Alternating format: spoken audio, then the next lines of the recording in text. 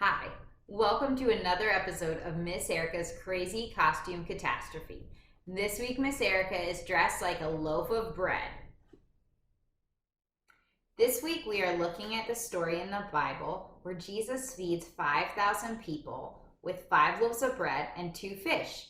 Last week, I dressed like a fish, and this week, I'm dressing like a loaf of bread. But you might be wondering, why are we looking at the same story again? Didn't we already learn about this? Yes, but it's important to look at both of them. Actually, fun fact, this story is in all 4 Gospels. All the Gospels, Matthew, Mark, Luke, and John, were written by someone who made Jesus their king. And then they wrote down different stories and teachings about things that Jesus did and things that Jesus said to weave together something very specific that each of them wanted to say about Jesus. And each gospel tells us something unique and different about Jesus. They're not just trying to tell the same stories, but some of them mixed up the order on accident. Every order, every story they include is intentional, and it's because they're each trying to tell us something very specific about who Jesus is. Let's get started. Last week we looked at this story in the book of Luke. Remember a few weeks ago when I wore a Lego head upside down? We learned then that Luke's gospel is all about how Jesus was bringing an upside down kingdom, a kingdom that was very different than anybody expected. And so even when Luke tells this story about Jesus feeding 5,000 people, he tells it in a way to show that Jesus was inviting regular, everyday people, nobodies basically, to share his power, his authority, and his mission. And that was pretty upside down. This week, we're going to look at the same story, but from John's perspective. All of the book of John is about how Jesus brings new life. That's what the whole book's about. And so all the stories that you read about Jesus, everything that Jesus says, it all fits into this bigger picture that Jesus brings new life. And John does this by telling these stories of these miraculous signs. These signs are all throughout the book. But every time Jesus does something miraculous, one of these signs, he also is using it to teach us something about who Jesus is. And often Jesus actually will come right after that sign and say something about, I am this, I am this. And all of these I am statements are about the kind of new life that we have in Jesus.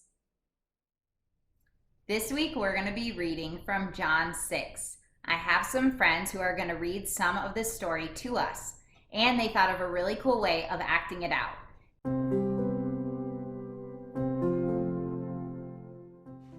Jesus then took the loaves, and when he had given thanks, he distributed them to those who were seated.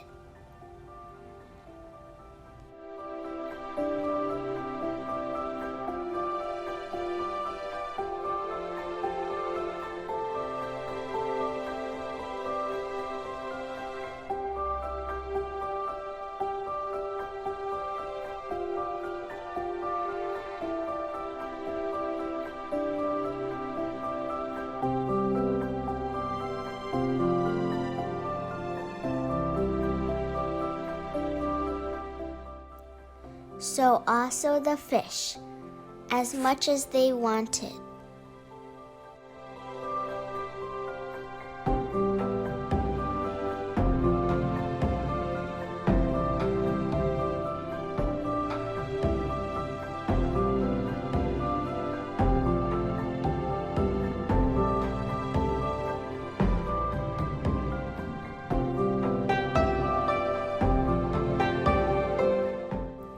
And when they had eaten their fill, he told his disciples, "Gather up the leftover fragments, that nothing may be lost."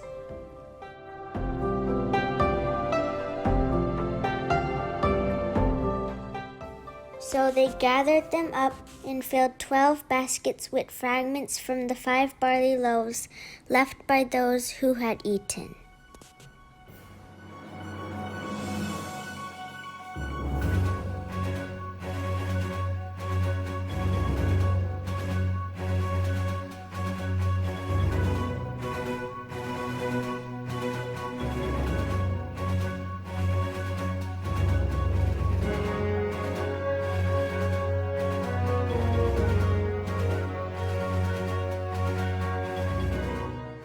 When the people saw the sign that he had done, they said, This is indeed the prophet who is to come into the world.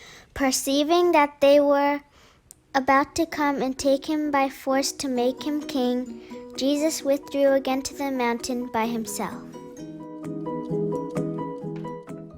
Thanks, Abigail and Kyle and Olivia. You guys did awesome. So then what happens after Jesus goes up on the mountain is the next day, he actually runs into the same crowds that he fed all that food to. And they find him right away and they start asking him for more signs. They see the sign he did yesterday and they want more signs. And Jesus actually kind of gets in their face a little and says, you don't want more signs. You just came because you ate your fill yesterday. So he kind of implies that they want to see more tricks or they just want more free food. But I think Jesus doesn't feel like they really want to know him yet. And then he decides to start teaching them about who he is. Jesus says, I am the bread of life. He knows that these people have just eaten a lot of bread, but he wants them to understand that he is the bread of life. He's not there to just do party tricks on the hillside. He's there because we need him for new life. And then he says this, truly, truly, I say to you, whoever believes in me has eternal life. I am the bread of life. Your fathers ate manna in the wilderness. Remember we learned like a year ago that when the Israelites escaped from Egypt and they're wandering in the wilderness and they were so hungry that God provided manna, this bread that would fall from the sky, and they could eat it and live. And so Jesus is saying, your great-great-great-great-great-great-grandpa, he ate manna in the wilderness, but he eventually died. But he says, this is the bread, and he's talking about himself. This is the bread that comes down from heaven so that one may eat of it and not die. I am the living bread that came down from heaven. If anyone eats of this bread, he will live forever. And the bread that I will give for the life of the world is my flesh. He's letting people know that he's going to give his flesh, his body, very soon on a cross so that we could have new life. John is using this sign, this miracle about Jesus feeding people bread, and this teaching, what Jesus said about being the bread of life, to teach us something really important about who Jesus is. Jesus satisfies when nothing else does. These crowds weren't satisfied. They follow Jesus around and they want more answers about who he is, more signs, even probably more free bread. But Jesus knows what they really need is more of him. And so John is putting these two stories together because he's trying to teach us about what kind of new life we have in Jesus. John is putting these two stories together for a reason. First, he tells us that Jesus fed bread to 5,000 people. And then he tells us that Jesus was teaching about how he is the bread of life. The people in the story, they ate as much as they wanted. Everybody had their fill of bread that Jesus provided. And then Jesus says, anyone who comes to me will never be hungry or never be thirsty again.